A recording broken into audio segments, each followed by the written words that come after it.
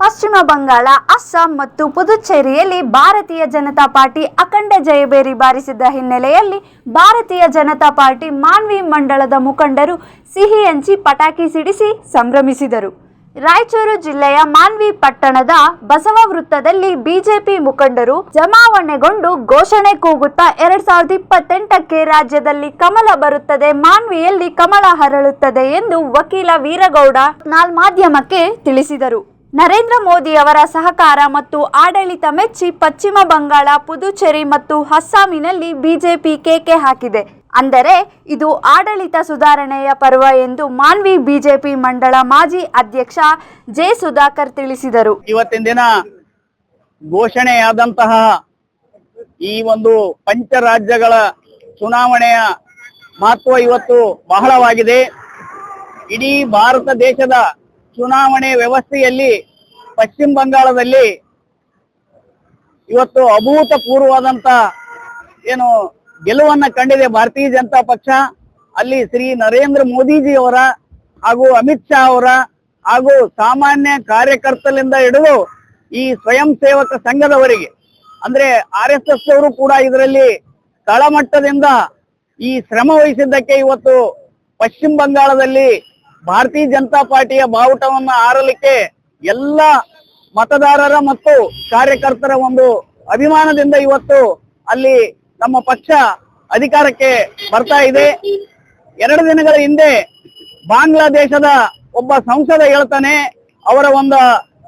ಅವರ ಒಂದು ವಿಧಾನಸಭೆಯಲ್ಲಿ ಈ ರೀತಿಯಾಗಿ ಮುಂದೆ ಪಶ್ಚಿಮ ಬಂಗಾಳದಲ್ಲಿ ಭಾರತೀಯ ಜನತಾ ಪಕ್ಷ ಅಧಿಕಾರಕ್ಕೆ ಬಂದ್ರೆ ನಮ್ಮ ದೇಶಕ್ಕೆ ಉಳಿಗಾಲ ಇಲ್ಲ ಅನ್ನತಕ್ಕಂತ ಮಾತನ್ನ ಒಬ್ಬ ಸಂಸದ ಹೇಳ್ತಾನೆ. ಅಂದ್ರೆ ಇನ್ನ ರಿಸಲ್ಟ್ ಬಂದಿದ್ದಿಲ್ಲ. ಅಂದ್ರೆ ಇಡೀ ಜಗತ್ತಿನಲ್ಲಿ ನರೇಂದ್ರ ಮೋದಿಜಿಯವರ ಒಂದು ಸಾಧನೆ ಬಗ್ಗೆ ಎಲ್ಲಾ ದೇಶಗಳು ಕೂಡ ಗೌರವವನ್ನು ಕೊಡ್ಲಿಕ್ಕೆ ಇಷ್ಟಪಡ್ತಾ ಇದ್ದಾವೆ. ಈ ಯುದ್ಧದ ಸಮಯದಲ್ಲಿಯೂ ಕೂಡ ಅವರು ದೇಶದ ಆರ್ಥಿಕ ಪ್ರಗತಿಯನ್ನ ಸಾಧಿಸುವುದರ ಜೊತೆಗೆ ಅವರು ಈ ಒಂದು ಚುನಾವಣಾ ಕಾರ್ಯದಲ್ಲಿ ಕೂಡ ಯಶಸ್ವಿಯಾಗಿ ಅವರು ಚುನಾವಣೆಯನ್ನ ನಡೆಸಿದರು. ಮತ್ತು ಅಲ್ಲಿ ಏನೈತೆ ಚುನಾವಣೆ ನಡೆಸೋದಕ್ಕೆ ಮತದಾರರ ಒಂದು ಕೇಂದ್ರಕ್ಕೆ ಬರಲು ಕೂಡ ಭಾರತೀಯ ಜನತಾ ಪಕ್ಷದವರನ್ನ ತಡೆದರು. ಆದ್ರೂ ಕೂಡ ಮುಗ್ಧ ಮತದಾರರು ಇವತ್ತು ಭಾರತೀಯ ಜನತಾ ಪಕ್ಷಕ್ಕೆ ತಮ್ಮ ಒಂದು ಅಭೂತಪೂರ್ವವನ್ನ ಬೆಂಬಲ ನೀಡಿದ್ದಕ್ಕಾಗಿ ಅಲ್ಲಿನ ಮತದಾರರಿಗೆ, ನಮ್ಮ ಕಾರ್ಯಕರ್ತರಿಗೆ ನಾನು ಅಭಿನಂದನೆಗಳನ್ನು ಸಲ್ಲಿಸುತ್ತೇನೆ. ಅದೇ ರೀತಿಯಲ್ಲಿ ಕೇಂದ್ರಾಡಳಿತ ಪ್ರದೇಶವಾದಂತ ಪುದುಚೇರಿಯಲ್ಲಿ ಮತ್ತು ಅಸ್ಸಾಂನಲ್ಲಿ ಕೂಡ ಅಭೂತಪೂರ್ವ ಗೆಲುವು ಸಾಧಿಸೋದಕ್ಕೆ ಭಾರತೀಯ ಜನತಾ ಪಕ್ಷದ ಪ್ರತಿಯೊಬ್ಬ ಕಾರ್ಯಕರ್ತರ ಒಂದು ಶ್ರಮ ಅಡಗಿದೆ ಅಂತಂದೇಳಿಕೆ ಈ ಸಂದರ್ಭದಲ್ಲಿ ಹೇಳಕ್ ಇಷ್ಟಪಡ್ತೇನೆ. ಹಾಗಾಗಿ ನರೇಂದ್ರ ಮೋದಿಜಿ ಅವರಿಗೆ, ಅಮಿತ್ ಶಾ ಅವರಿಗೆ ಈ ಸಂದರ್ಭದಲ್ಲಿ ನಾವು ಮಾನ್ವಿ ಮಂಡಲದಿಂದ ಇವತ್ತು ಶುಭಾಶಯಗಳನ್ನ ತಿಳಿಸಲಿಕ್ಕೆ ನಾವು ಇಷ್ಟಪಡ್ತೇವೆ. ಮೊದಲನೇದಾಗಿ ಪಶ್ಚಿಮ ಬಂಗಾಳ ಮತ್ತು ಅಸ್ಸಾಂ ಮತ್ತು ಪುದುಚೇರಿ ಜನರಿಗೆ ನಾನು ಧನ್ಯವಾದಗಳನ್ನು ಸಲ್ಲಿಸಲಿಕ್ಕೆ ಇಚ್ಛೆಪಡ್ತೀನಿ. ಅದೇ ರೀತಿಯಾಗಿ ಈ ಒಂದು ಚುನಾವಣಾ ವ್ಯವಸ್ಥೆಯಲ್ಲಿ ನ್ಯಾಯಸಮ್ಮತವಾಗಿ ಚುನಾವಣೆ ನಡೆಸಿಕೊಟ್ಟಂತ ಚುನಾವಣಾ ಆಯೋಗಕ್ಕೂ ಮತ್ತು ರಕ್ಷಣಾ ವ್ಯವಸ್ಥೆ ಕೂಡ ಧನ್ಯವಾದಗಳನ್ನು ಸಲ್ಲಿಸ್ತೀನಿ. ಯಾಕಂದ್ರೆ ಇವತ್ತೇನು ಗುಂಡಾ ರಾಜ್ಯ ಇತ್ತು ಪಶ್ಚಿಮ ಬಂಗಾಳದಲ್ಲಿ, ಅದನ್ನು ಕೊನೆಗೊಳಿಸ್ತಕ್ಕಂಥ ಕೆಲಸ ಬಿಜೆಪಿ ಕಾರ್ಯಕರ್ತರು ಮತ್ತು ಸಂಘ ಪರಿವಾರದ ಕಾರ್ಯಕರ್ತರು ತಳಮಟ್ಟದಿಂದ ಸಂಘಟನೆ ಮಾಡೋ ಮುಖಾಂತರ ಸತತ 15 ವರ್ಷ ಬೇರ್ ಬಿಟ್ಟಂತ ಒಂದು TMC ಪಕ್ಷನ ಇವತ್ತು ಗುಂಡಾ ರಾಜ್ಯನ ಅಂತ್ಯ ಮಾಡಿದ್ದಾರೆ. ಅದಕ್ಕೆ ಪಶ್ಚಿಮ ಬಂಗಾಳದ ಕಾರ್ಯಕರ್ತರು ಮತ್ತು ಜನರು ಕೂಡ ನಾವು ಧನ್ಯವಾದಗಳನ್ನು ಸಲ್ಲಿಸ್ತೀವಿ.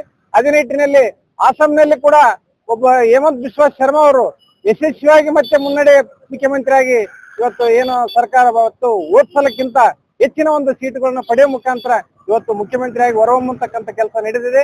ಅದೇ ನಿಟ್ಟಿನಲ್ಲಿ ಪುದುಚೇರಿಯಲ್ಲಿ ಕೂಡ ನಮ್ಮ ಸರ್ಕಾರ ಇತ್ತು, ಮತ್ತೆ ಕೂಡ ಇನ್ನೂ ಹೆಚ್ಚಿನ ಮಟ್ಟದಲ್ಲಿ ಸೀಟುಗಳು ಬರ್ತಕ್ಕಂಥ ಕೆಲಸ ಆಗಿದೆ.